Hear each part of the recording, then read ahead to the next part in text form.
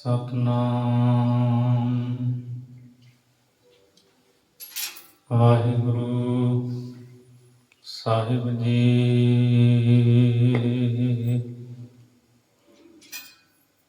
ਤਿਲਕ ਜਨੂ ਰਾਖਾ ਪ੍ਰਭ ਤਾਕਾ,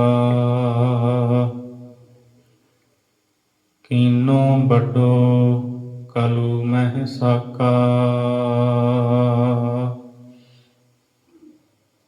ਸਾਧਨ ਹੇਤ ਇਤੀ ਜਿਨ ਕਰੀ,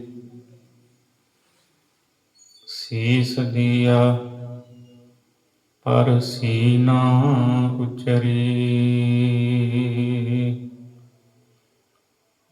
ਸੀਸ ਦੀਆ ਪਰ ਸੀਨਾ ਉਚਰੀ।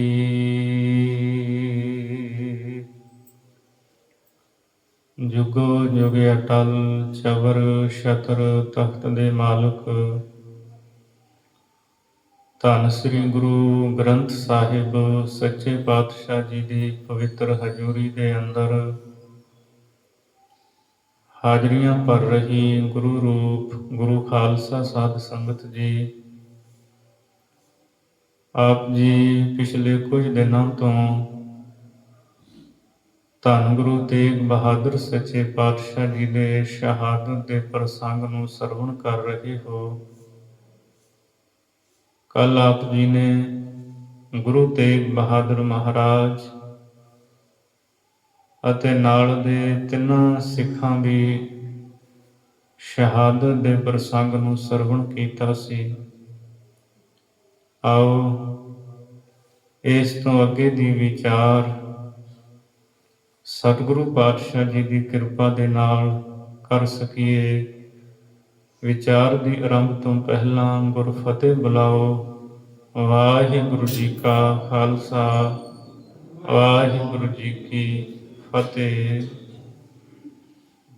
ਦਿੱਲੀ ਦੇ ਚਾਂਦਨੀ ਚੌਕ ਦੇ ਵਿੱਚ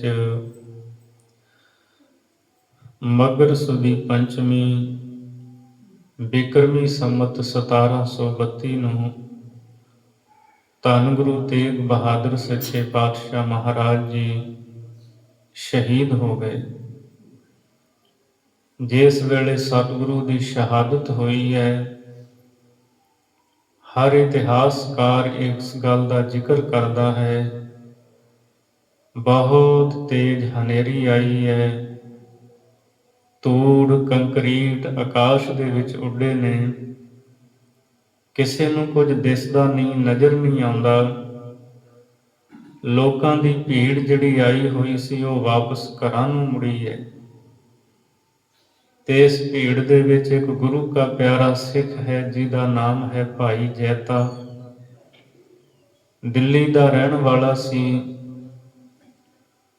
ਗੁਰੂ ਤੇਗ ਬਹਾਦਰ ਸੱਚੇ ਪਾਤਸ਼ਾਹ ਹਜ਼ੂਰ ਦੇ ਚਰਨਾਂ ਦੇ ਵਿੱਚ ਅਰਦਾਸ ਕਰਕੇ ਆਇਆ, ਮਹਾਰਾਜ ਆਪ ਨੇ ਮੈਨੂੰ ਬਲ ਬਖਸ਼ਣਾ, ਮੈਂ ਆਪ ਜੀ ਦੇ ਪਵਿੱਤਰ ਸਰੀਰ ਨੂੰ ਸਾਂਭ ਸਕਾਂ।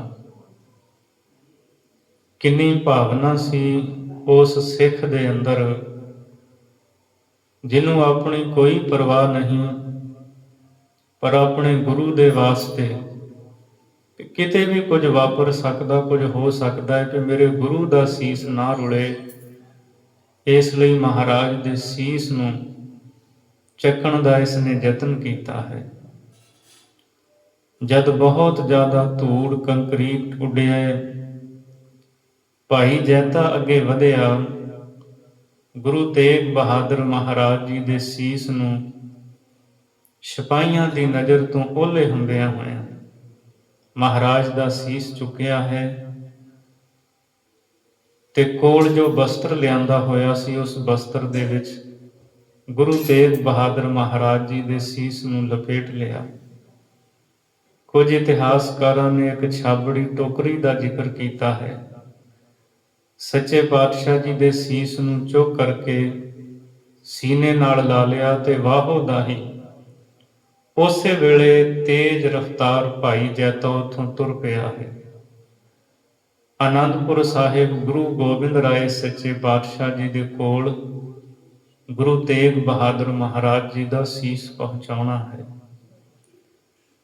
ਤੇ ਜਦ ਅਸੀਂ ਇਤਿਹਾਸ ਨੂੰ ਚੰਗੀ ਤਰ੍ਹਾਂ ਵਾਚਦੇ ਹਾਂ, ਪੜ੍ਹਦੇ ਹਾਂ, ਭਾਈ ਜੈਤੇ ਨੇ ਆਨੰਦਪੁਰ ਸਾਹਿਬ ਤੱਕ 5 ਪੜਾਅ ਕੀਤੇ ਨੇ ਮਹਾਰਾਜ ਦਾ ਸੀਸ ਲੈ ਕੇ ਆਉਂਦਿਆਂ ਹੋਇਆਂ।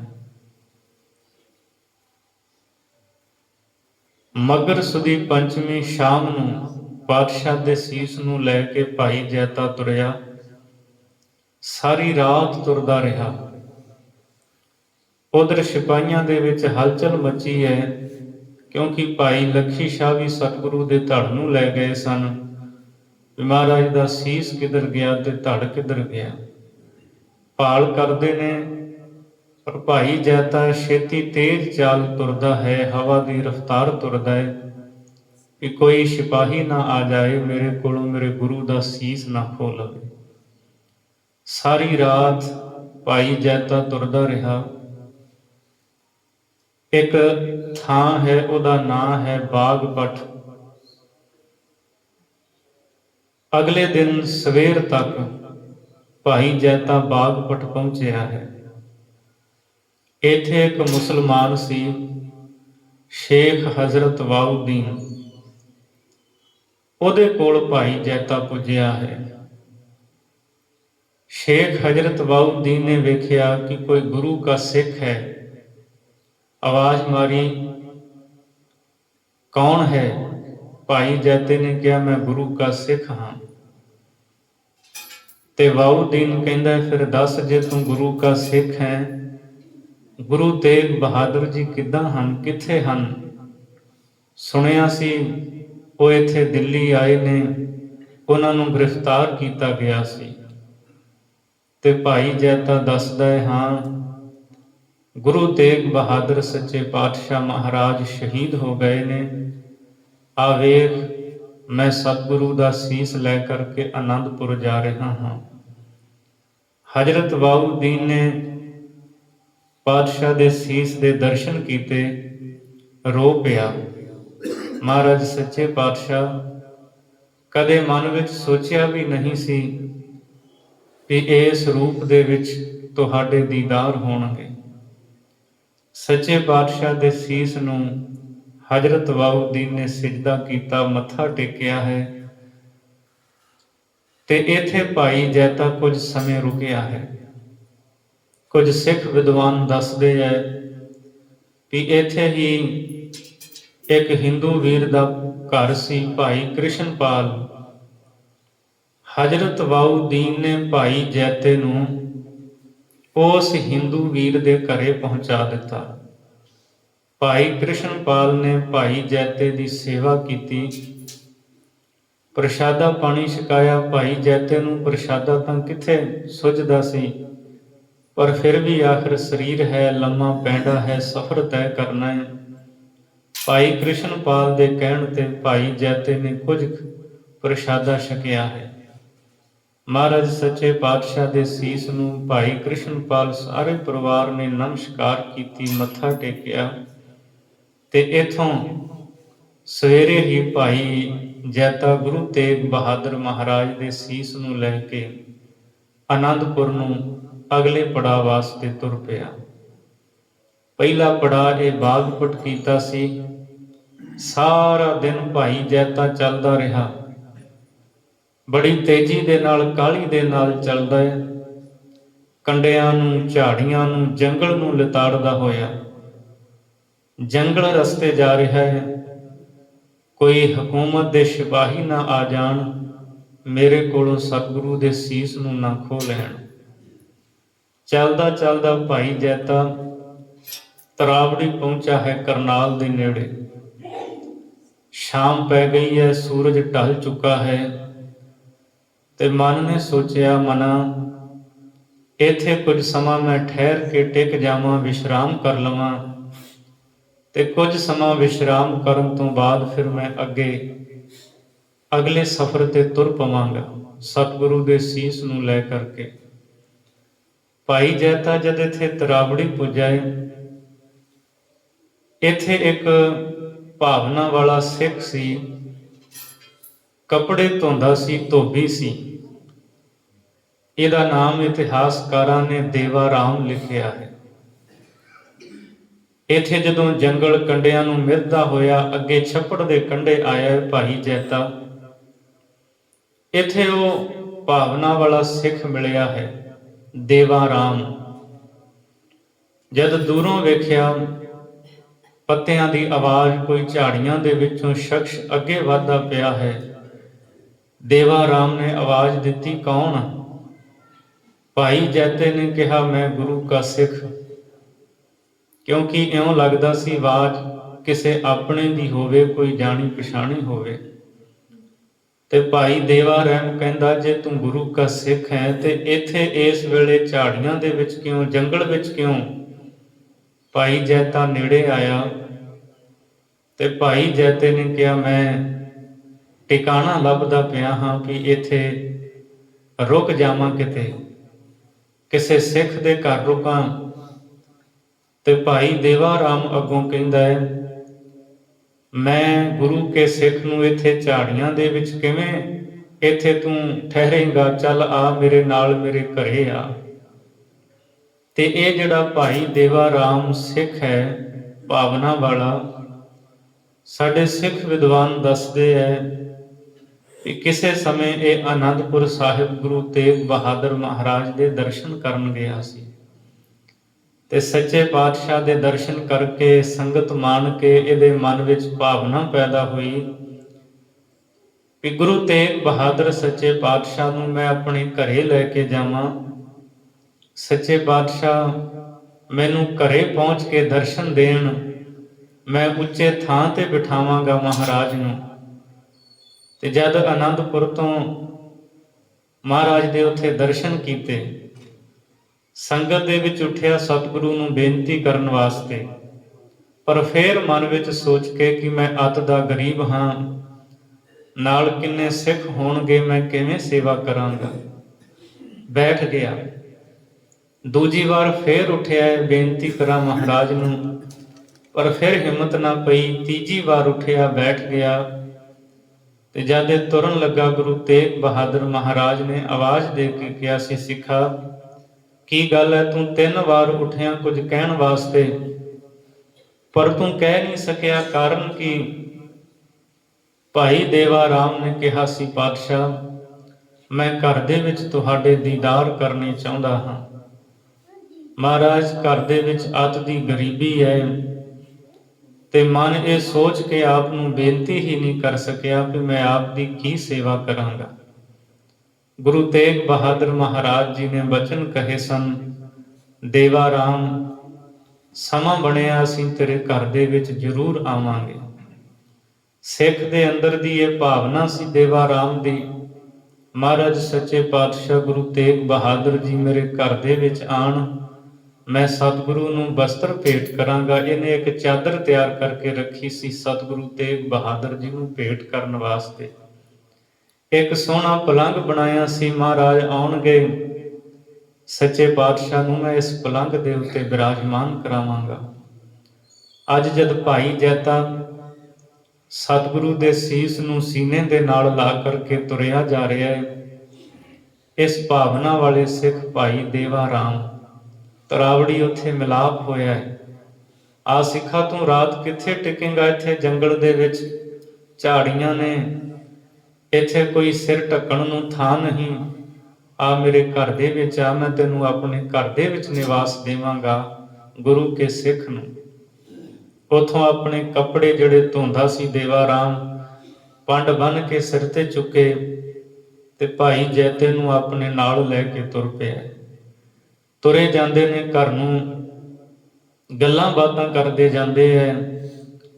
ਭਾਈ ਜੈਤੇ ਨੇ ਸਤਿਗੁਰੂ ਦੇ ਸੀਸ ਨੂੰ ਆਪਣੇ ਸੀਨੇ ਨਾਲ ਲਾਇਆ ਹੋਇਆ ਹੈ, ਨੇਤਰਾਂ ਦੇ ਹੰਝੂ ਰੋਕੇ ਨੇ, ਕਿਸੇ ਨੂੰ ਕੁਝ ਪਤਾ ਨਾ ਲੱਗ ਜਾਏ। ਜਦ ਘਰੇ ਪਹੁੰਚਿਆ, ਭਾਈ ਦੇਵਾ ਰਾਮ ਜਿਹੜਾ ਪਲੰਘ ਗੁਰੂ ਤੇਗ ਬਹਾਦਰ ਸੱਚੇ ਪਾਤਸ਼ਾਹ ਜੀ ਦੇ ਵਾਸਤੇ ਤਿਆਰ ਕੀਤਾ ਸੀ, ਸਾਹਮਣੇ ਉਸ ਪਲੰਘ ਦੇ ਉੱਤੇ ਭਾਈ ਜੈਤੇ ਨੇ ਸਤਿਗੁਰੂ ਦਾ ਸੀਸ ਰੱਖ ਦਿੱਤਾ ਹੈ। ਤੇ ਭਾਈ ਦੇਵਾ ਰਾਮ ਕਹਿੰਦਾ ਹੈ, ਗੁਰੂ ਕੇ ਸਿੱਖਾ ਇਹ ਕੀ ਹੈ। ਤੇ ਗੱਲਾਂ ਬਾਤਾਂ ਜਦ ਰਸਤੇ ਵਿੱਚ ਆਉਂਦੇ ਸੀ ਨਾ ਕਰਦੇ ਹੋਏ, ਤੇ ਭਾਈ ਦੇਵਾ ਰਾਮ ਨੇ ਕਿਹਾ ਸੀ, ਮੈਂ ਸਤਿਗੁਰੂ ਤੇਗ ਬਹਾਦਰ ਸੱਚੇ ਪਾਤਸ਼ਾਹ ਬਾਰੇ ਸੁਣਿਆ ਕਿ ਉਹ ਦਿੱਲੀ ਨੂੰ ਗਏ ਨੇ, ਤਿਲਕ ਤੇ ਜੰਝੂ ਨੂੰ ਬਚਾਉਣ ਗਏ ਹੈ। ਮੈਂ ਤਾਂ ਬੜੇ ਚਿਰ ਤੋਂ ਅਰਦਾਸਾਂ ਕਰਦਾ ਸੀ ਸਤਿਗੁਰੂ ਮੇਰੇ ਘਰ ਦੇ ਵਿੱਚ ਆਉਣ, ਮੈਨੂੰ ਇੱਥੇ ਆ ਕਰਕੇ ਦਰਸ਼ਨ ਬਖਸ਼ਣ। ਕੀ ਗੁਰੂ ਵਾਅਦੇ ਦਾ ਪੱਕਾ ਹੈ। ਸਿੱਖ ਦੇ ਅੰਦਰ ਜੋ ਭਾਵਨਾ ਹੈ, ਗੁਰੂ ਕਦੇ ਉਸ ਨੂੰ ਅਧੂਰਾ ਨਹੀਂ ਰਹਿਣ ਦਿੰਦਾ। ਗੁਰੂ ਉਹਦੀ ਭਾਵਨਾ ਨੂੰ ਜ਼ਰੂਰ ਪੂਰੀਆਂ ਕਰਦਾ ਹੈ। ਤੇ ਘਰੇ ਜਦ ਜਾ ਕੇ ਸੀਸ ਉਸ ਪਲੰਘੇ ਦੇ ਉੱਪਰ ਬਿਰਾਜਮਾਨ ਕੀਤਾ, ਤੇ ਭਾਈ ਜੈਤੇ ਨੇ ਕਿਹਾ, ਦੇਵਾ ਰਾਮ, ਇਹ ਤੇਰਾ ਵਾਅਦਾ ਜੋ ਤੂੰ ਮਨ ਵਿੱਚ ਭਾਵਨਾ ਕੀਤੀ ਸੀ, ਮਹਾਰਾਜ ਮੈਨੂੰ ਦਰਸ਼ਨ ਦੇਣ, ਦਰਸ਼ਨ ਦੇ ਕੇ ਨਿਹਾਲ ਕਰਨ। ਦੇਵਾ ਰਾਮ ਕਹਿੰਦਾ, ਮੈਂ ਸਮਝਿਆ ਨਹੀਂ। ਤੇ ਇੱਥੇ ਦੂਜੇ ਥਾਂ ਤੇ ਭਾਈ ਜੈਤੇ ਨੇ ਸਤਿਗੁਰੂ ਦੇ ਸੀਸ ਦੇ ਦਰਸ਼ਨ ਕਰਵਾਏ ਹੈ ਦੇਵਾ ਰਾਮ ਨੂੰ। ਉਹ ਕੱਪੜੇ ਨੂੰ ਇੱਕ ਇੱਕ ਪਰਤ ਕਰਕੇ ਖੋਲਿਆ। ਜਦ ਤੀਜਾ ਵਸਤਰ, ਤੀਜੀ ਪਰਤ ਖੋਲੀ ਹੈ, ਕੁਝ ਖੂਨ ਲੱਗਾ ਹੈ। ਜਦ ਕੱਪੜਾ ਪਰੇ ਹਟਾਇਆ, ਅਖੀਰਲੀ ਪਰਤ ਖੂਨ ਦੇ ਨਾਲ ਲੱਥ-ਪੱਥ। ਭਾਈ ਦੇਵਾ ਰਾਮ ਡਰ ਗਿਆ ਵੀ ਇਹ ਕੀ। ਤੇ ਜਦ ਭਾਈ ਜੈਤੇ ਨੇ ਕਿਹਾ, ਗੁਰੂ ਤੇਗ ਬਹਾਦਰ ਮਹਾਰਾਜ ਦਾ ਸੀਸ, ਤੇ ਉਸੇ ਵੇਲੇ ਭਾਈ ਦੇਵਾ ਰਾਮ ਭੁੱਬਾਂ ਮਾਰ ਕੇ ਰੋ ਪਿਆ। ਕਹਿੰਦਾ, ਸਤਿਗੁਰੂ, ਮੈਂ ਕਦੇ ਨਹੀਂ ਸੀ ਸੋਚਿਆ ਵੀ ਇਸ ਰੂਪ ਦੇ ਵਿੱਚ ਆ ਕਰਕੇ ਤੁਸੀਂ ਮੈਨੂੰ ਦਰਸ਼ਨ ਦੇਵੋਗੇ। ਮਹਾਰਾਜ ਆਏ ਹੋ, ਪਰ ਕਿਸ ਰੂਪ ਦੇ ਵਿੱਚ। ਬਹੁਤ ਵੈਰਾਗ ਕੀਤਾ ਭਾਈ ਦੇਵਾ ਰਾਮ ਨੇ। ਉਹਦੀ ਘਰਵਾਲੀ, ਉਹ ਆਪ ਬਹੁਤ ਜ਼ਿਆਦਾ ਰੋਏ। ਸੱਚੇ ਪਾਤਸ਼ਾਹ ਮਹਾਰਾਜ, ਭਾਵਨਾ ਤਾਂ ਤੁਸੀਂ ਸਿੱਖ ਦੀ ਪੂਰੀ ਕੀਤੀ ਹੈ, ਪਰ ਕਿਸ ਤਰੀਕੇ ਦੇ ਨਾਲ। ਗੁਰੂ ਤੇਗ ਬਹਾਦਰ ਮਹਾਰਾਜ ਜੀ ਸ਼ਹੀਦ ਹੋਣ ਤੋਂ ਬਾਅਦ ਵੀ ਸਤਿਗੁਰੂ ਦਾ ਸੀਸ ਸਿੱਖ ਦੀ ਭਾਵਨਾ ਪੂਰੀ ਕਰਦਾ ਜਾਂਦਾ ਹੈ। ਮਹਾਰਾਜ ਸੱਚੇ ਪਾਤਸ਼ਾਹ ਜੇ ਕੋਈ ਭਾਵਨਾ ਦੇ ਨਾਲ ਸਤਿਗੁਰੂ ਨੂੰ ਪੁਕਾਰਦਾ ਹੈ, ਸਤਿਗੁਰੂ ਉਹਦੀ ਭਾਵਨਾ ਜ਼ਰੂਰ ਪੂਰੀ ਕਰਦੇ ਨੇ। ਪਾਤਸ਼ਾਹ ਦੇ ਸੀਸ ਦੀ ਸੇਵਾ ਕੀਤੀ। ਭਾਈ ਦੇਵਾ ਰਾਮ ਨੇ ਜਿਹੜੀ ਚਾਦਰ ਬਣਾਈ ਸੀ, ਮਹਾਰਾਜ ਸੱਚੇ ਪਾਤਸ਼ਾਹ ਦੇ ਸੀਸ ਦੇ ਉੱਤੇ ਉਹ ਦਿੱਤੀ ਹੈ। ਪਾਤਸ਼ਾਹ ਨੂੰ ਉਹ ਚਾਦਰ ਜਿਹੜੀ ਬਣਾਈ ਹੋਈ ਭਾਈ ਦੇਵਾ ਰਾਮ ਨੇ ਭੇਟ ਕੀਤੀ। ਭਾਈ ਜੈਤੇ ਨੇ ਇਹ ਦੂਜਾ ਪੜਾਅ ਇੱਥੇ ਕੀਤਾ ਹੈ, ਰਾਤ ਬਤੀਤ ਕੀਤੀ ਹੈ। ਪ੍ਰਸ਼ਾਦਾ ਪਾਣੀ ਭਾਈ ਜੈਤੇ ਨੂੰ ਛਕਾਇਆ। ਭਾਈ ਜੈਤੇ ਨੇ ਕੁਝ ਕੁ ਛਕਿਆ ਹੈ। ਅਗਲੇ ਦਿਨ ਅੰਮ੍ਰਿਤ ਵੇਲੇ ਇਸ਼ਨਾਨ ਕਰਕੇ ਤੇ ਭਾਈ ਜੈਤਾ ਗੁਰੂ ਤੇਗ ਬਹਾਦਰ ਮਹਾਰਾਜ ਦੇ ਸੀਸ ਨੂੰ ਲੈ ਕੇ ਇੱਥੋਂ ਤੁਰ ਪਿਆ ਹੈ। ਭਾਈ ਦੇਵਾ ਰਾਮ ਨੇ ਸੱਚੇ ਪਾਤਸ਼ਾਹ ਨੂੰ ਵਿਦਿਆ ਕੀਤਾ ਤੇ ਭਾਈ ਦੇਵਾ ਰਾਮ ਇਹ ਦੂਜੇ ਪੜਾਅ ਤੋਂ ਬਾਅਦ ਅੱਗੇ ਤੁਰਿਆ ਹੈ ਆਨੰਦਪੁਰ ਵੱਲ ਨੂੰ। ਤਰਾਵੜੀ ਤੋਂ ਚੱਲਦਾ ਚੱਲਦਾ ਅੰਬਾਲੇ ਵਾਲੇ ਪਾਸੇ ਆਇਆ ਹੈ। ਰਸਤੇ ਵਿੱਚ ਇੱਕ ਟਾਂਗਰੀ ਨਦੀ ਆਈ, ਬਰਸਾਤੀ ਨਦੀ ਸੀ। ਇਸ ਨੂੰ ਪਾਰ ਕੀਤਾ। ਸ਼ਾਮਾਂ ਪੈ ਗਈਆਂ ਨੇ। ਪੈਂਡਾ ਬੜਾ ਲੰਮਾ ਹੈ, ਸਫ਼ਰ ਬੜਾ ਲੰਬੇਰਾ ਹੈ। ਪੈਦਲ ਚੱਲਦਾ ਹੈ ਭਾਈ ਜੈਤਾ। ਤੇ ਜਦ ਇਸ ਨਦੀ ਨੂੰ ਪਾਰ ਕੀਤੀ, ਇੱਥੇ ਇੱਕ ਜੰਡ ਦਾ ਦਰਖਤ ਸੀ। ਥੱਕ ਗਿਆ ਭਾਈ ਜੈਤਾ। ਸਰੀਰ ਵਿੱਚ ਅਕਸਰ ਇਹ ਮਨੁੱਖੀ ਸਰੀਰ ਹੈ, ਥਕਾਵਟ ਤਾਂ ਹੋਵੇਗੀ। ਉੱਥੇ ਜੰਡ ਦੇ ਨਾਲ ਢੋ ਲਾ ਕਰਕੇ ਸਤਿਗੁਰੂ ਦੇ ਸੀਸ ਨੂੰ ਆਪਣੇ ਸੀਨੇ ਦੇ ਨਾਲ ਲਾ ਕਰਕੇ ਬੈਠਾ ਹੈ ਭਾਈ ਜੈਤਾ। ਕੁਝ ਰਾਹੀ ਲੰਘਦੇ ਨੇ ਉੱਥੋਂ, ਤੇ ਉਹਨਾਂ ਲੰਘਦੇ ਹੋਏ ਰਾਹੀਆਂ ਨੂੰ ਪੁੱਛਦਾ ਹੈ ਵੀ ਇੱਥੇ ਕੋਈ ਨੇੜੇ ਸਿੱਖਾਂ ਦੇ ਘਰ ਹਨ।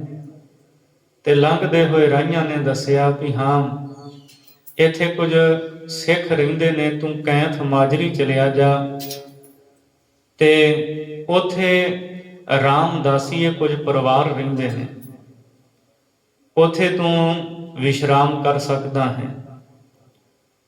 ਜਿੱਥੇ ਜੰਡ ਦੇ ਨਾਲ ਢੋ ਲਾ ਕਰਕੇ ਭਾਈ ਜੈਤਾ ਟਿਕਿਆ, ਸਤਿਗੁਰੂ ਦਾ ਸੀਸ ਬਿਰਾਜਮਾਨ ਕੀਤਾ ਹੈ। ਪ੍ਰਿੰਸੀਪਲ ਸਤਬੀਰ ਸਿੰਘ ਜੀ ਲਿਖਦੇ ਨੇ, ਇੱਥੇ ਹੁਣ ਅਸਥਾਨ ਬਣਿਆ ਹੋਇਆ, ਗੁਰਦੁਆਰਾ ਸਾਹਿਬ ਬਣਿਆ ਹੋਇਆ ਹੈ। ਭਾਈ ਜੈਤਾ ਮਹਾਰਾਜ ਦੇ ਸੀਸ ਨੂੰ ਲੈ ਕਰਕੇ ਤੇ ਅਨਾਜ ਮੰਡੀ ਅੰਬਾਲੇ ਪੁੱਜਾ ਹੈ।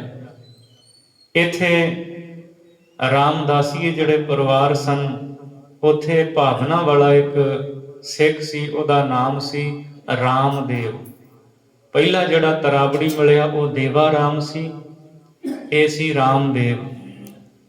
ਭਾਈ ਜੈਤਾ ਰਾਮਦੇਵ ਨੂੰ ਮਿਲਿਆ ਤੇ ਉਹਨੂੰ ਮਿਲ ਕੇ ਕਹਿਣ ਲੱਗਾ, ਮੈਂ ਇੱਥੇ ਰਾਤ ਇੱਕ ਵਿਸ਼ਰਾਮ ਕਰਨਾ ਹੈ, ਮੈਂ ਲੰਮੇ ਸਫ਼ਰ ਤੋਂ ਆਇਆ ਹਾਂ, ਗੁਰੂ ਤੇਗ ਬਹਾਦਰ ਜੀ ਦਾ ਸਿੱਖ ਹਾਂ।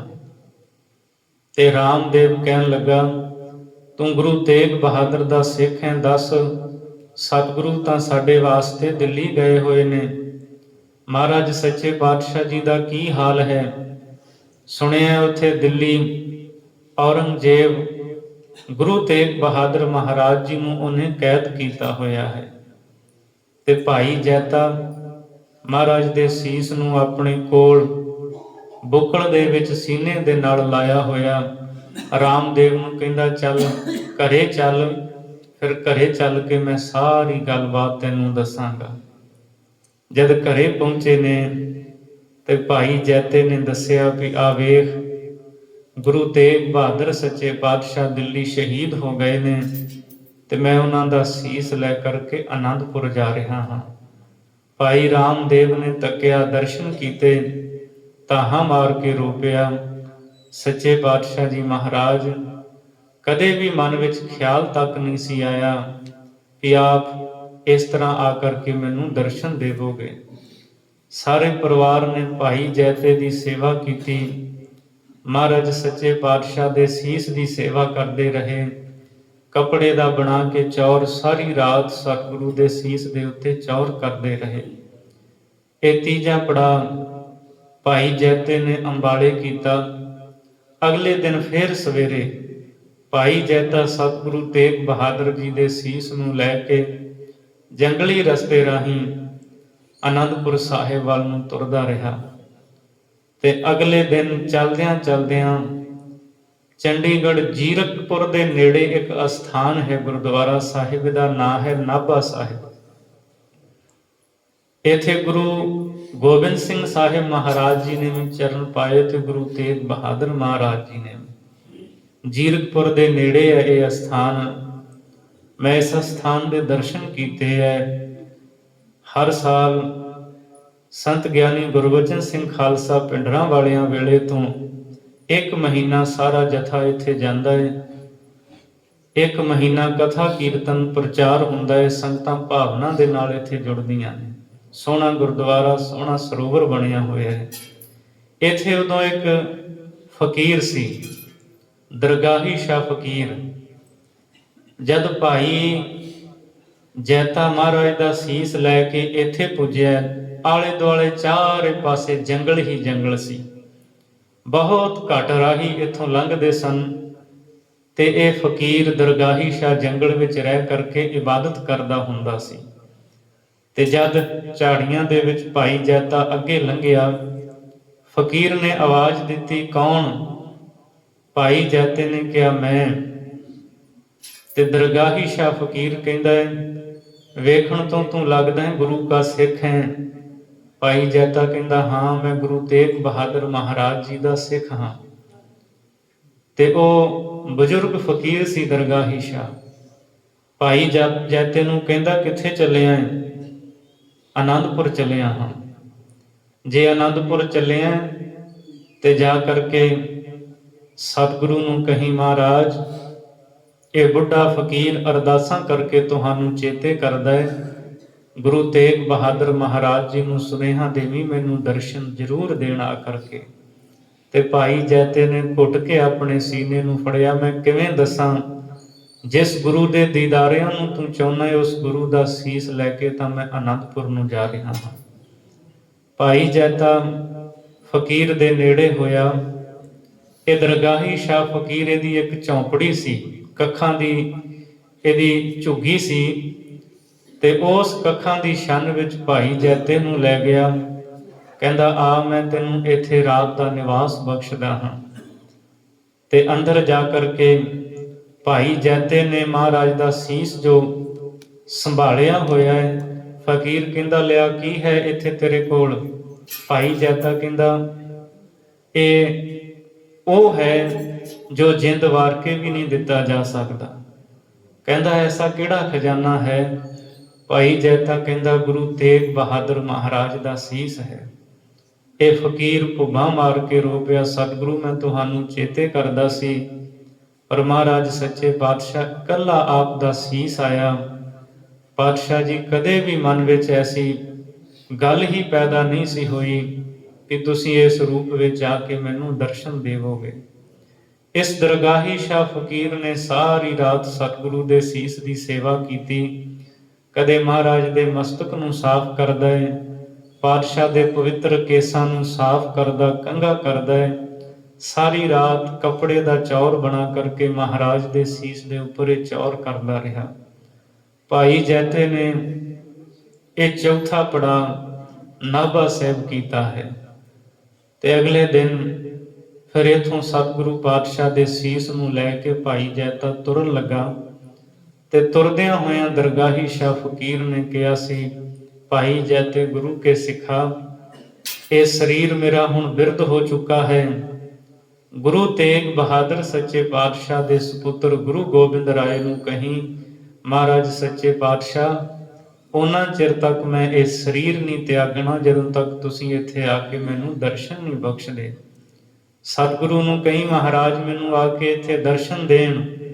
ਤੇ ਸਾਧ ਸੰਗਤ ਬਾਅਦ ਵਿੱਚ ਕਲਗੀਧਰ ਮਹਾਰਾਜ ਜੀ ਇੱਥੇ ਦਰਗਾਹੀ ਸ਼ਾਹ ਫਕੀਰ ਦੇ ਕੋਲ ਆਏ ਸੀ। ਸੱਚੇ ਪਾਤਸ਼ਾਹ ਨੇ ਦਰਸ਼ਨ ਬਖਸ਼ੇ ਗਰੀਬ ਨਿਵਾਜ ਜੀ ਨੇ। ਉਸ ਤੋਂ ਬਾਅਦ ਇਸ ਦਰਗਾਹੀ ਸ਼ਾਹ ਫਕੀਰ ਨੇ ਆਪਣਾ ਸਰੀਰ ਤਿਆਗਿਆ ਸੀ। ਭਾਈ ਜੈਤਾ ਪਾਤਸ਼ਾਹ ਦੇ ਸੀਸ ਨੂੰ ਲੈ ਕਰਕੇ ਕੀਰਤਪੁਰ ਵੱਲ ਨੂੰ ਹੋ ਤੁਰਿਆ। ਲੰਮਾ ਪੈਂਡਾ ਤੈਅ ਕਰਕੇ ਭਾਈ ਜੈਤਾ ਕੀਰਤਪੁਰ ਸਾਹਿਬ ਪੁੱਜਿਆ ਹੈ। ਤੇ ਕੀਰਤਪੁਰ ਸਾਹਿਬ ਪੁੱਜ ਕੇ ਮਨ ਵਿੱਚ ਸੋਚਿਆ, ਗੁਰੂ ਹਰਗੋਬਿੰਦ ਸਾਹਿਬ ਮਹਾਰਾਜ ਤੇ ਗੁਰੂ ਹਰਰਾਏ ਸਾਹਿਬ ਜੀ ਦਾ ਸੰਸਕਾਰ ਇੱਥੇ ਕੀਰਤਪੁਰ ਕੀਤਾ ਹੈ। ਕਿਤੇ ਸਤਿਗੁਰੂ ਤੇਗ ਬਹਾਦਰ ਦਾ ਸੀਸ ਦਾ ਸੰਸਕਾਰ ਵੀ ਇੱਥੇ ਨਾ ਕਰਨਾ ਹੋਵੇ। ਇੱਥੇ ਜਦ ਅਸੀਂ ਕੀਰਤਪੁਰ ਪੁੱਜਦੇ ਹਾਂ, ਅਸਥਾਨ ਹੈ ਗੁਰਦੁਆਰਾ ਸਾਹਿਬ ਦਾ ਨਾਮ ਹੈ ਬਿਬਾਨਗੜ੍ਹ ਸਾਹਿਬ। ਇੱਥੇ ਭਾਈ ਜੈਤੇ ਨੇ ਸਤਿਗੁਰੂ ਪਾਤਸ਼ਾਹ ਦੇ ਸੀਸ ਨੂੰ ਬਿਰਾਜਮਾਨ ਕੀਤਾ ਸੀ। ਤੇ ਇਥੋਂ ਇੱਕ ਸਿੱਖ ਨੂੰ ਭੇਜਿਆ ਆਨੰਦਪੁਰ ਸਾਹਿਬ ਕਿ ਜਾਓ ਸਤਿਗੁਰੂ ਕਲਗੀਧਰ ਪਾਤਸ਼ਾਹ ਜੀ ਨੂੰ ਸੁਨੇਹਾ ਦੇ ਦੇਵੋ ਵੀ ਮਹਾਰਾਜ ਗੁਰੂ ਤੇਗ ਬਹਾਦਰ ਜੀ ਸੱਚੇ ਪਾਤਸ਼ਾਹ ਜੀ ਦਾ ਸੀਸ ਆਇਆ ਹੈ। ਪ੍ਰਿੰਸੀਪਲ ਸਤਬੀਰ ਸਿੰਘ ਨੇ ਭਾਈ ਅੱਡਾ ਜੀ ਦਾ ਜ਼ਿਕਰ ਕੀਤਾ ਹੈ। ਇਹ ਕੀਰਤਪੁਰ ਤੋਂ ਗਏ ਆਨੰਦਪੁਰ ਸਾਹਿਬ। ਆਨੰਦਪੁਰ ਪਹੁੰਚ ਕੇ ਧੰਨ ਗੁਰੂ ਗੋਬਿੰਦ ਰਾਏ ਸੱਚੇ ਪਾਤਸ਼ਾਹ ਨੂੰ ਮਿਲੇ ਤੇ ਸਤਿਗੁਰੂ ਨੂੰ ਮਿਲ ਕੇ ਹੱਥ ਜੋੜ ਕੇ ਨੇਤਰ ਭਰ ਕੇ ਸੁਨੇਹਾ ਦਿੱਤਾ, ਮਹਾਰਾਜ ਸੱਚੇ ਪਾਤਸ਼ਾਹ ਦਿੱਲੀ ਗੁਰੂ ਤੇਗ ਬਹਾਦਰ ਮਹਾਰਾਜ ਜੀ ਸਾਕਾ ਵਰਤਾ ਗਏ ਨੇ। ਭਾਈ ਜੈਤਾ ਸਤਿਗੁਰੂ ਦੇ ਸੀਸ ਨੂੰ ਲੈ ਕਰਕੇ ਕੀਰਤਪੁਰ ਸਾਹਿਬ ਆਇਆ ਹੈ। ਗੁਰੂ ਗੋਬਿੰਦ ਰਾਏ ਸੱਚੇ ਪਾਤਸ਼ਾਹ ਜੀ ਅਡੋਲ ਰਹੇ। ਮਹਾਰਾਜ ਅੰਦਰ ਘਰ ਦੇ ਵਿੱਚ ਗਏ। ਗੁਰੂ ਤੇਗ ਬਹਾਦਰ ਸੱਚੇ ਪਾਤਸ਼ਾਹ ਜੀ ਮਾਤਾ ਸਤਿਗੁਰੂ ਦੇ ਮਾਤਾ ਨਾਨਕੀ ਜੀ, ਕਲਗੀਧਰ ਪਾਤਸ਼ਾਹ ਦੇ ਦਾਦੀ ਮਾਤਾ ਨਾਨਕੀ ਜੀ ਨੂੰ ਮਿਲੇ। ਆਪਣੇ ਸਤਿਕਾਰਯੋਗ ਮਾਤਾ ਗੁਜਰੀ ਜੀ ਨੂੰ ਮਿਲੇ। ਦੱਸਿਆ ਮਾਤਾਵਾਂ ਨੂੰ ਕਿ ਸਤਿਗੁਰੂ ਤੇਗ ਬਹਾਦਰ ਮਹਾਰਾਜ ਦਾ ਸੀਸ ਕੀਰਤਪੁਰ ਆਇਆ ਹੈ। ਆਪਾਂ ਸਾਰਿਆਂ ਨੇ ਸਤਿਕਾਰ ਦੇ ਸਹਿਤ ਸਤਿਗੁਰੂ ਦੇ ਸੀਸ ਨੂੰ ਉੱਥੋਂ ਲੈ ਕਰਕੇ ਆਉਣਾ ਹੈ, ਸਾਰੇ ਚੱਲੋ। ਮਾਤਾਵਾਂ ਨੇ ਬਹੁਤ ਵੈਰਾਗ ਕੀਤਾ। ਸੱਚੇ ਪਾਤਸ਼ਾਹ ਗੁਰੂ ਗੋਬਿੰਦ ਰਾਏ ਮਹਾਰਾਜ, ਇੱਥੋਂ ਸਾਰਾ ਪਰਿਵਾਰ, ਆਨੰਦਪੁਰ ਦੇ ਕੁਝ ਵਾਸੀ ਭਾਵਨਾ ਵਾਲੇ ਸਿੱਖ ਸਾਰੇ ਹੀ ਆਨੰਦਪੁਰ ਤੋਂ ਚੱਲੇ। ਮਹਾਰਾਜ ਗੁਰੂ ਗੋਬਿੰਦ ਰਾਏ ਜੀ ਨੇ ਇੱਕ ਸੋਹਣੀ ਪਾਲਕੀ ਤਿਆਰ ਕਰਵਾਈ, ਕੀਰਤਪੁਰ ਸਾਹਿਬ ਆਏ। ਇੱਧਰ ਭਾਈ ਜੈਤਾ ਕੀਰਤਪੁਰ ਸਾਹਿਬ ਮਨ ਵਿੱਚ ਸੋਚਦਾ ਹੈ, ਜਦੋਂ ਸੱਚੇ ਪਾਤਸ਼ਾਹ ਜੀ ਆਉਣਗੇ, ਮਾਤਾ ਗੁਜਰੀ ਜੀ ਮਾਤ ਨਾਨਕੀ ਜੀ ਆਉਣਗੇ, ਮੈਂ ਕਿਵੇਂ ਦੱਸਾਂਗਾ ਉਹਨਾਂ ਨੂੰ ਕਿ ਕਿਸ ਤਰੀਕੇ ਦੇ ਨਾਲ ਸਤਿਗੁਰੂ ਨੂੰ ਸ਼ਹੀਦ ਕੀਤਾ ਗਿਆ, ਉੱਥੇ ਕੀ ਵਾਪਰਿਆ, ਕਿਵੇਂ ਮਹਾਰਾਜ ਦਾ ਸੀਸ ਰਸਤੇ ਵਿੱਚ ਵੀ ਭਾਵਨਾ ਵਾਲਿਆਂ ਦੀਆਂ ਭਾਵਨਾਵਾਂ ਨੂੰ ਪੂਰਨ ਕਰਦਾ ਆਇਆ ਹੈ। ਭਾਈ ਜੈਤਾ ਬੈਠਾ ਹੈ। ਜਦ ਮਹਾਰਾਜ ਕਲਗੀਧਰ ਜੀ ਆਏ ਤੇ ਦੂਰੋਂ ਹੀ ਹੱਥ ਜੋੜ ਕੇ ਸਤਿਗੁਰੂ ਦਾ ਸੀਸ ਉੱਚੇ ਥਾਂ ਤੇ ਬਿਰਾਜਮਾਨ ਕੀਤਾ ਸੀ, ਪਿੱਛੇ ਹਟ ਗਿਆ। ਸਾਰੇ ਸਿੱਖ ਭਾਵਨਾ ਦੇ ਨਾਲ ਹੱਥ ਜੋੜ ਕੇ ਖਲੋਤੇ ਨੇ। ਧੰਨ ਗੁਰੂ ਗੋਬਿੰਦ ਰਾਏ ਸੱਚੇ ਪਾਤਸ਼ਾਹ ਜੀ ਨੇ ਸਭ ਤੋਂ ਪਹਿਲਾਂ ਗੁਰੂ ਤੇਗ ਬਹਾਦਰ ਸੱਚੇ ਪਾਤਸ਼ਾਹ ਜੀ ਦੇ ਮਾਤਾ ਜੀ ਮਾਤਾ ਨਾਨਕੀ ਜੀ, ਮਾਤਾ ਨਾਨਕੀ ਜੀ ਨੂੰ ਬਾਹੋਂ ਫੜ ਕਰਕੇ ਸਤਿਗੁਰੂ ਦੇ ਸੀਸ ਕੋਲ ਲੈ ਕੇ ਗਏ। ਆਖਰ ਪੁੱਤਰ ਹੈ ਤੇ ਮਾਂ ਦੇ ਸਾਹਮਣੇ ਜਦ ਪੁੱਤ ਦਾ ਸੀਸ ਆਵੇ ਤੇ ਉਸ ਮਾਂ ਨੂੰ ਪੁੱਛ ਕੇ ਵੇਖੋ, ਇਹ ਕਿੱਡਾ ਵੱਡਾ ਦੁੱਖ ਹੈ। ਦੁਨੀਆ ਦੇ ਲੋਕ ਕਹਿੰਦੇ ਨੇ ਵੱਡੇ ਤੋਂ ਵੱਡਾ ਭਾਰ ਮਾਂ-ਬਾਪ ਸਹਾਰ ਜਾਂਦੇ ਨੇ, ਪਰ ਜਦੋਂ ਸੰਤਾਨ ਧੀ ਜਾਂ ਪੁੱਤਰ ਦੀ ਅਰਥੀ ਨੂੰ ਮੋਢਾ ਦੇਣਾ ਪਵੇ, ਇਹ ਭਾਰ ਮਾਂ-ਬਾਪ ਕੋ ਸਹਾਰਿਆ ਨਹੀਂ ਜਾਂਦਾ। ਮਾਤਾ ਨਾਨਕੀ ਜੀ ਅੱਗੇ ਵਧੇ। ਕਲਗੀਧਰ ਪਾਤਸ਼ਾਹ ਜੀ 9 ਵਰ੍ਹਿਆਂ ਦੀ ਉਮਰ ਹੈ। ਦਾਦੀ ਦੀ ਬਾਂਹ ਫੜੀ। ਅਡੋਲਤਾ ਹੈ ਕਲਗੀਧਰ ਜੀ ਦੇ ਹਿਰਦੇ ਦੇ ਵਿੱਚ, ਤੇ ਬਾਂਹ ਫੜ ਕੇ ਅੱਗੇ ਵੱਧ ਕੇ ਕਹਿੰਦੇ ਨੇ, ਦਾਦੀ ਮਾਂ ਆ ਬਾਪੂ ਦੇ ਸੀਸ ਦੇ ਦਰਸ਼ਨ ਕਰ ਲਵੋ, ਆਪਣੇ ਪੁੱਤਰ ਦੇ ਸੀਸ ਦੇ ਦੀਦਾਰ ਕਰ ਲਵੋ। ਉੱਪਰੋਂ ਵਸਤਰ ਹਟਾਏ। ਮਾਤਾ ਨਾਨਕੀ ਜੀ ਨੇ ਆਪਣੇ ਪੁੱਤਰ ਦੇ ਸੀਸ ਦੇ ਦੀਦਾਰ ਕੀਤੇ ਨੇ। ਮੱਥੇ ਤੇ ਹੱਥ ਫੇਰਿਆ ਤੇ ਹੱਥ ਫੇਰ ਕੇ ਕਹਿੰਦੇ ਨੇ, ਮੇਰੇ ਪੁੱਤਰ ਦੇ ਮੁਖੜੇ ਦੀ ਲਾਲੀ ਤਾਂ ਪਹਿਲਾਂ ਨਾਲੋਂ ਵੀ ਦੂਣੀ ਸਵਾਈ ਹੈ, ਮੇਰੇ ਪੁੱਤਰ ਦਾ ਮੁਖ ਬਿਲਕੁਲ ਵੀ ਮੁਰਝਾਇਆ ਨਹੀਂ। ਤੇ ਫਿਰ ਉਹ ਸਾਰਾ ਜੀਵਨ ਉਹ ਦ੍ਰਿਸ਼ ਮਾਤਾ ਨਾਨਕੀ ਦੀਆਂ ਅੱਖਾਂ ਦੇ ਸਾਹਮਣੇ ਆਉਂਦਾ ਹੈ। ਕਿੱਦਾਂ ਅੰਮ੍ਰਿਤਸਰ ਸਾਹਿਬ ਦੀ ਧਰਤੀ ਤੇ ਜਦ ਪੁੱਤਰ ਨੂੰ ਜਨਮ ਦਿੱਤਾ ਸੀ, ਗੋਦ ਵਿੱਚ ਖਿਡਾਇਆ। ਬਕਾਲੇ ਦੀ ਧਰਤੀ ਤੇ ਕਿਵੇਂ ਸ਼ੀਹੇ ਮਸੰਦ ਰਾਹੀਂ ਗੋਲੀ ਚਲਵਾਈ ਸੀ ਧੀਰਮਲ ਨੇ, ਤੇ ਇੱਕ ਗੋਲੀ ਗੁਰੂ ਤੇਗ ਬਹਾਦਰ ਜੀ ਦੇ ਮੱਥੇ ਨੂੰ ਛੂੰਹਦੀ ਹੋਈ ਅਗਾਂਹ ਲੰਘ ਗਈ ਸੀ। ਕਿਵੇਂ ਸਾਰੀ ਉਮਰ ਪੁੱਤਰ ਨੂੰ ਬਚਾ ਕੇ ਰੱਖਿਆ, ਤੇ ਅੱਜ ਆਪਣੇ ਪੁੱਤਰ ਦੇ ਸੀਸ ਨੂੰ ਤੱਕਿਆ ਮਾਤਾ ਨਾਨਕੀ ਜੀ ਨੇ, ਤੇ ਮਾਤਾ ਨਾਨਕੀ ਜੀ ਪੁੱਤਰ ਦੇ ਸੀਸ ਦੇ ਦੀਦਾਰ ਕਰਕੇ ਪਿੱਛੇ ਹਟੇ ਨੇ। ਮਾਤਾ ਗੁਜਰੀ ਜੀ ਅੱਗੇ ਵਧੇ। ਸਿਰ ਦਾ ਸਾਈਂ ਹੈ ਮਾਤਾ ਗੁਜਰੀ ਜੀ ਦੇ। ਇਹ ਹਿੰਦੁਸਤਾਨ ਦੀ ਇਸਤਰੀ ਆਪਣੇ ਸਿਰ ਦੇ ਵਿੱਚ ਸੰਧੂਰ ਪਾਉਣ ਵਾਲੀ ਇਹ ਹਿੰਦੂ ਭੈਣੇ, ਤੇਰੇ ਸਿਰ ਦੇ ਸੰਧੂਰ ਨੂੰ ਮਾਤਾ ਗੁਜਰੀ ਜੀ ਨੇ ਆਪਣੇ ਸਿਰ ਦਾ ਸਾਈਂ ਵਾਰ ਕੇ ਬਚਾਇਆ ਹੈ। ਗੁਰੂ ਤੇਗ ਬਹਾਦਰ ਜੀ ਦਾ ਸ਼ੁਕਰਾਨਾ ਕਰ। ਜਦ ਵੀ ਗੁਰੂ ਤੇਗ ਬਹਾਦਰ ਮਹਾਰਾਜ ਜੀ ਦਾ ਸ਼ਹਾਦਤ ਵਾਲਾ ਦਿਨ ਆਉਂਦਾ ਹੈ, ਚਾਹੀਦਾ ਇਹ ਹੈ ਸਾਰਾ ਭਾਰਤ ਵਰਸ਼, ਜਿੱਥੇ ਸਿੱਖ ਤਾਂ ਉਸ ਦਿਨ ਨੂੰ ਚੇਤੇ ਕਰਦੇ ਨੇ, ਮਹਾਰਾਜ ਦੇ ਚਰਨਾਂ 'ਚ ਸੀਸ ਝੁਕਾਉਂਦੇ ਹੈ, ਸਾਰੇ ਦੇਸ਼ ਨੂੰ ਚਾਹੀਦਾ ਹੈ ਮਹਾਰਾਜ ਦਾ ਇਹ ਦਿਨ ਸ਼ਹਾਦਤ ਵਾਲਾ ਭਾਵਨਾ ਦੇ ਨਾਲ ਮਨਾਉਣ। ਪਰ ਕਿੱਥੇ ਅਕਿਰਤ ਘਣਤਾ ਜਿਹੜੀ ਹੈ ਜਰਰੇ ਜਰਰੇ ਵਿੱਚ ਸਮਾਈ ਹੋਈ ਹੈ। ਸਤਿਗੁਰੂ ਨੂੰ ਕੌਣ ਚੇਤੇ ਕਰਦਾ ਹੈ? ਤੇ ਕਵੀ ਸੰਤੋਖ ਸਿੰਘ ਨੇ ਲਿਖਿਆ ਹੈ, ਗੁਰੂ ਗੋਬਿੰਦ ਸਿੰਘ ਸਾਹਿਬ ਮਹਾਰਾਜ ਜੇ ਪੁੱਤਰ ਜੇ ਪਿਤਾ ਨੂੰ ਨਾ ਵਾਰਦੇ, ਸਰਬੰਸ ਨਾ ਵਾਰਦੇ, ਇਹ ਦੇਸ਼ ਨਾ ਹੁੰਦਾ। ਛਾਏ ਜਾਤੀ ਏਕਤਾ ਅਨੇਕਤਾ ਬਿਲਾਏ ਜਾਤੀ, ਹੋਵਤੀ ਕੁਚੀਲਤਾ ਕਿਤਾਬਨ ਕੁਰਾਨ ਕੀ, ਪਾਪ ਹੀ ਪਰਪੱਕ ਜਾਤੇ ਧਰਮ ਤਸਕ ਜਾਤੇ, ਬਰਨ ਗਰਕ ਜਾਤੇ ਸਹਿਤ ਵਿਧਾਨ ਕੀ। ਦੇਵੀ ਦੇਵ ਦੇਹੁਰੇ ਸੰਤੋਖ ਸਿੰਘ ਦੂਰ ਹੋਤੇ, ਰੀਤ ਮਿਟ ਜਾਤੀ ਕਥਾ ਬੇਦਨ ਪੁਰਾਨ ਕੀ। ਸ੍ਰੀ ਗੁਰੂ ਗੋਬਿੰਦ ਸਿੰਘ ਪਾਵਨ ਪਰਮ ਸੂਰ, ਮੂਰਤ ਨਾ ਹੋਤੀ ਜਾਉ ਪੈ ਕਰੁਣਾ ਨਿਧਾਨ ਕੀ। ਮਾਤਾ ਗੁਜਰੀ ਜੀ ਅੱਗੇ ਵਧੇ। ਗੁਰੂ ਤੇਗ ਬਹਾਦਰ ਮਹਾਰਾਜ ਦੇ ਸੀਸ ਦੇ ਦਰਸ਼ਨ ਕੀਤੇ, ਹੱਥ ਜੋੜੇ, ਮੱਥਾ ਟੇਕਿਆ ਤੇ ਸ਼ਬਦ ਕਹੇ ਸਨ, ਸਤਿਗੁਰੂ ਤੇਗ ਬਹਾਦਰ ਮਹਾਰਾਜ ਪਤੀ ਗੁਰਦੇਵ ਜੀਓ, ਤੁਹਾਡੀ ਨਿਭ ਗਈ, ਮੇਰੇ ਤੇ ਕਿਰਪਾ ਕਰਿਓ, ਮੇਰੀ ਸਿੱਖੀ ਨਿਭ ਜਾਏ। ਮਾਤਾ ਗੁਜਰੀ ਜੀ ਦੀ ਕੁਰਬਾਨੀ ਕਿੰਨੀ ਵੱਡੀ ਹੈ। ਅਸੀਂ ਆਉਣ ਵਾਲੇ ਦਿਨਾਂ ਵਿੱਚ ਵਿਚਾਰਾਂਗੇ ਕਿਵੇਂ ਆਪਣੇ ਪੋਤਿਆਂ ਨੂੰ ਲੈ ਕਰਕੇ ਸਰਸਾ ਤੇ ਵਿਛੜਦੇ ਐ, ਕਿਵੇਂ ਸਰਹੰਦ ਮਾਤਾ ਗੁਜਰੀ ਜੀ ਦੇ ਪੋਤੇ ਨੀਹਾਂ ਵਿੱਚ ਖਲੋ ਕਰਕੇ ਜੈਕਾਰੇ ਲਾਉਂਦੇ ਹੋਏ ਸ਼ਹਾਦਤ ਪ੍ਰਾਪਤ ਕਰਦੇ ਐ। ਬੜੀ ਵੱਡੀ ਕੁਰਬਾਨੀ ਹੈ ਮਾਤਾ ਗੁਜਰੀ ਜੀ ਦੀ। ਸਾਰਿਆਂ ਨੇ ਸਤਿਗੁਰੂ ਪਾਤਸ਼ਾਹ ਦੇ ਸੀਸ ਦੇ ਦੀਦਾਰ ਕੀਤੇ ਹੈ। ਧੰਨ ਗੁਰੂ ਗੋਬਿੰਦ ਰਾਏ ਸੱਚੇ ਪਾਤਸ਼ਾਹ ਨੇ ਮਹਾਰਾਜ ਸੱਚੇ ਪਾਤਸ਼ਾਹ ਦੇ ਪਵਿੱਤਰ ਸੀਸ ਦਾ ਗੁਲਾਬ ਦੇ ਜਲ ਨਾਲ ਇਸ਼ਨਾਨ ਕਰਵਾਇਆ।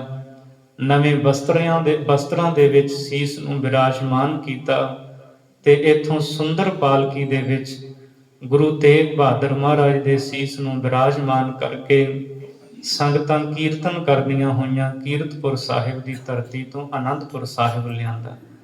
ਕਿਉਂਕਿ ਮਾਤਾ ਨਾਨਕੀ ਜੀ ਨੇ ਕਿਹਾ ਸੀ, ਕੀਰਤਪੁਰ ਨਹੀਂ ਆਨੰਦਪੁਰ ਨਗਰੀ ਵਸਾਈ ਮੇਰੇ ਪੁੱਤਰ ਨੇ, ਤੇ ਇੱਥੇ ਹੀ ਆਨੰਦਪੁਰ ਹੀ ਮੇਰੇ ਪੁੱਤਰ ਦੇ ਸੀਸ ਦਾ ਸੰਸਕਾਰ ਕੀਤਾ ਜਾਏ।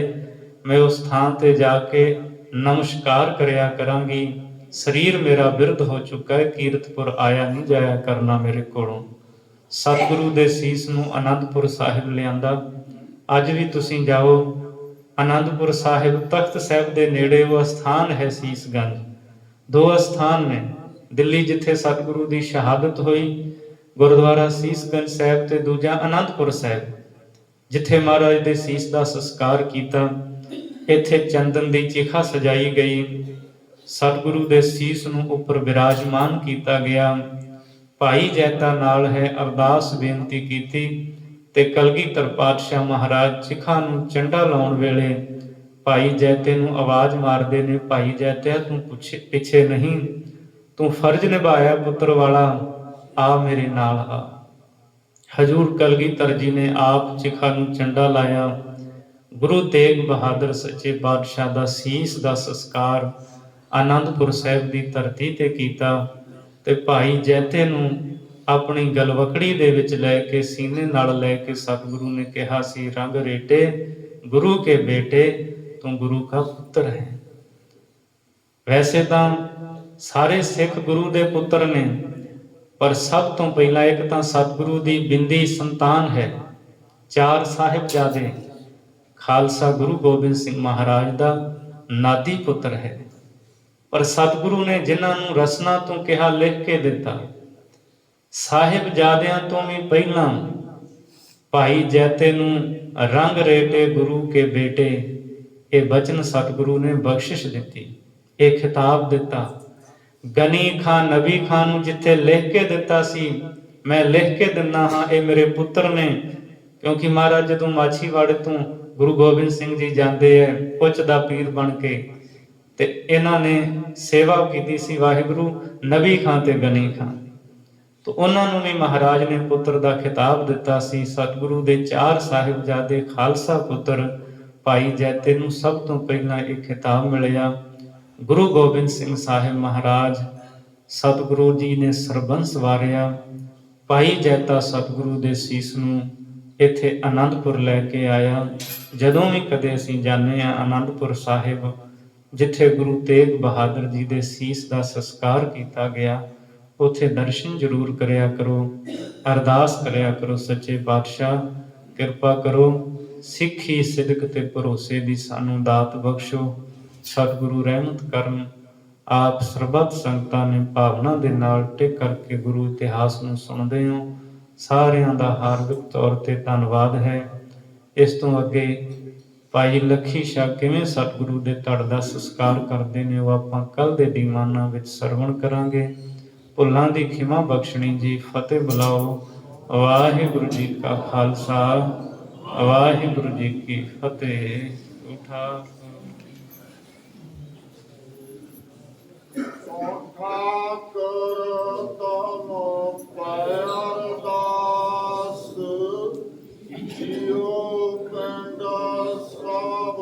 ਤੇਰੀ ਰਾਸ ਤੂੰ ਮਾਤ ਪਿਤਾ